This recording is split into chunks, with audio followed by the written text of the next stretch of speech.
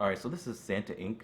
It's this Christmas show that came out, it was a couple weeks ago or something like that, with Seth Rogen, Sarah Silverman, Craig Robinson's in it too, some other people, and it hasn't been getting a good reception because it's bad. It's badly written and it's kind of annoying. But there are some good things about it. I'll be honest. It's claymation, and the claymation looks pretty good. Some of the character designs I don't really care for, like Sarah Silverman's character, the main character. But it's basically it's about Candy Small. She works at Santa Inc. The North Pole in Santa's workshop is more like a corporation. They have a board and things like that. There was a character, a black character, Brent, who was going to be the next Santa, and Santa's all about, played by Seth Rogen, is all about looking progressive and things. So he picked a black guy for a successor. So she wants to be the new successor when Brent leaves. So Santa is just like, yeah, sure, sure. Well, I can pick you. I would look really progressive if I picked you because this is the first female Jewish Santa. I'm an ally, which I can't label myself as, but I've been labeled that by others. And Brent, the first black successor, was a huge part of my legacy. But maybe it's time to make history again. It's all about her having to climb the corporate ladder. She has to do certain things. She has to play dirty in certain instances. Like she revealed that somebody's like the toy maker, one of his toys looked like a swastika. It's like, all right, whatever. It wasn't very funny, but like I get where you're going with that. And there's like some corporate political commentary, of women in the corporate world and things like that, having to deal with certain things to climb the corporate ladder. But it's written like garbage. I'm sorry. It's one of those things where this is for adults, so we have to cuss with like every line of dialogue. It is so ridiculous. Not only do we have to cuss though, we also have to be as vulgar and like sexual as possible. There's a lot of sexual jokes, and it just doesn't work. Some of the jokes just go on for way too long too. Let's wish him luck, even though he screwed us, without so much as a warning. He fucked us dry, folks. I'm just gonna say, the warning would have been lube, but he withheld that. So, we are all chafed this morning. We will recover from this unlubricated fucking Brent gave us. Right, there are a couple jokes that are all right. There's one with like the brother when he's like, "Get out of here, you random bitch," or something like that, which was kind of funny.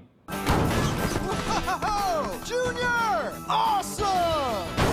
Hey, watch it, you random bitch! There's also this part with a snowman. Well, Santa goes up to a snow globe, and he goes to the snow globe, and there's a snowman in there, and he's like, "Help, help, let me out, let me out." And it's stupid, but it was kind of funny because it caught me off guard. But then they have to keep going with it, and he gets out of the snow globe, and it's too much. The mom is always twerking, and like there's like sex scenes for no reason between certain characters. That's another thing. The world building is terrible because like everything can be alive. Like Candy has a assistant that's a snowflake, like a living, breathing, talking snowflake, and there's snow angels that are alive. One of the characters is gay, and he's hooking up with a snow angel. It's like, okay, how does that work? Later on, the friend reindeer, who we'll get back to, is hooking up with the Devon character, who's an intern, and he's a human, and she's a reindeer. So I don't know how that works. They don't really say whether they can actually like reproduce in this world or not. I don't know. There's another friend that's a cookie. She's with another cookie, and they have a baby that's a cookie. Really, I don't know. I don't know how this world works when it comes to that kind of stuff.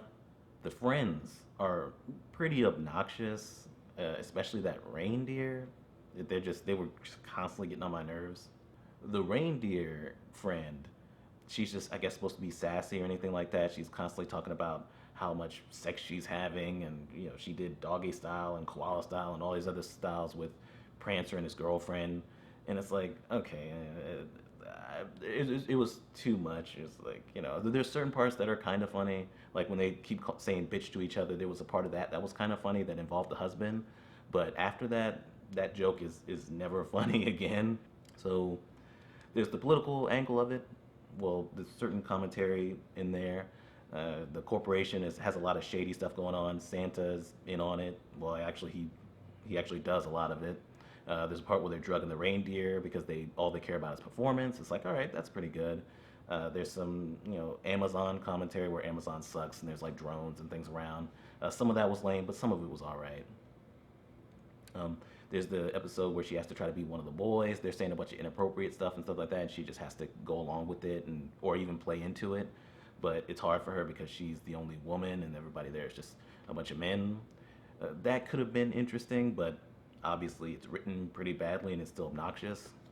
Look at her toss that celery to the side. She's not eating that shit. She's one of the boys. She knows it's garnish. Technically, the penis and the clitoris develop from the same organ, so I guess I am one of the boys. Or maybe you're all one of the girls. Hell! There's parts of it where, there's the MLK picture, and it's like, okay, or just randomly, and it's like, okay, so this is corporate pandering, right? It's like when corporations are like, well, happy Black History Month or whatever, when they really don't care, and it's just positive PR, Santa only caring about him looking progressive and things like that. Like that, there's some stuff there that actually is pretty clever if it wasn't written so badly. One of the characters, the Cookie, just had a kid, but she can't. I guess she didn't have maternity leave, and so she's always tired. And so an accident happens, and she stays in the accident just so she can have an excuse to sleep. Like there's some stuff there that actually is interesting and clever, but the writing gets in the way. That's the worst part about this, is that it has potential. By the end of it, with the whole successor thing, which was predictable as hell, but by the end of it, with what happens with her and the whole successor ceremony and things, I was on her side. I was like, yeah, fuck Santa, right?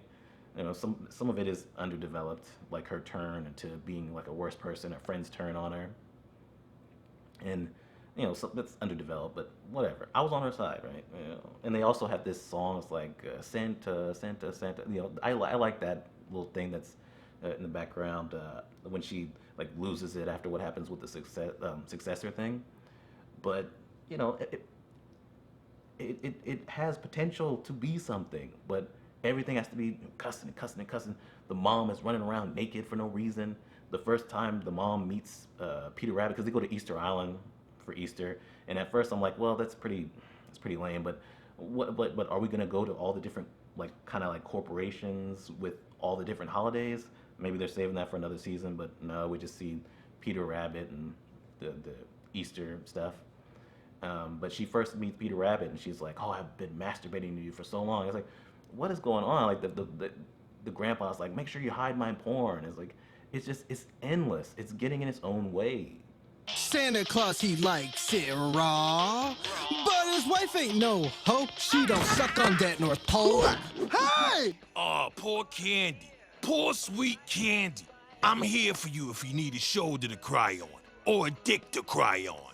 It would be something if it was kind of funny too, but it's not. Like, they go on for so long with some of these jokes, and it is not funny, right? They beat you over the head with Craig Robinson's character, Junior, who I think is supposed to be either the son or descendant or whatever of Rudolph, because he has a blue glowing nose, and he's kind of full of himself or whatever. But he's clearly supposed to be like a woman hater and stuff like that. There's also something that happens with him later on, and they just kind of go past it. It's like, yeah, everything's cool now. But they go way too far to make him as misogynistic as possible, and it's like, all right, at least a little bit of subtlety would go a long way with this, and it's not really that funny, even though I think Craig Robinson does a good job in the role. So, that's pretty much it. Like, it has interesting moments, and it seems like it's supposed to be like Sausage Party, but instead it feels like like Adam Sandler's 8 Crazy Nights, where it's just obnoxious and annoying, and the jokes don't work, and all that from that movie, but also with political commentary, which also doesn't work, because even when it's clever, it has all this bullshit around it. So that's it. That's Santa Inc. You could have had something with this, and that's the part of it that was really frustrating as I was watching it. I heard about it. I heard it was bad. Whatever. It's a Christmas show. Christmas is a few days away now, so I was like, yeah, well, I'll check it out. And yeah, it's not very good. It's actually pretty bad, and was annoying me quite a bit. But anyway, that's Santa Inc. And yeah, that's it. I'm done.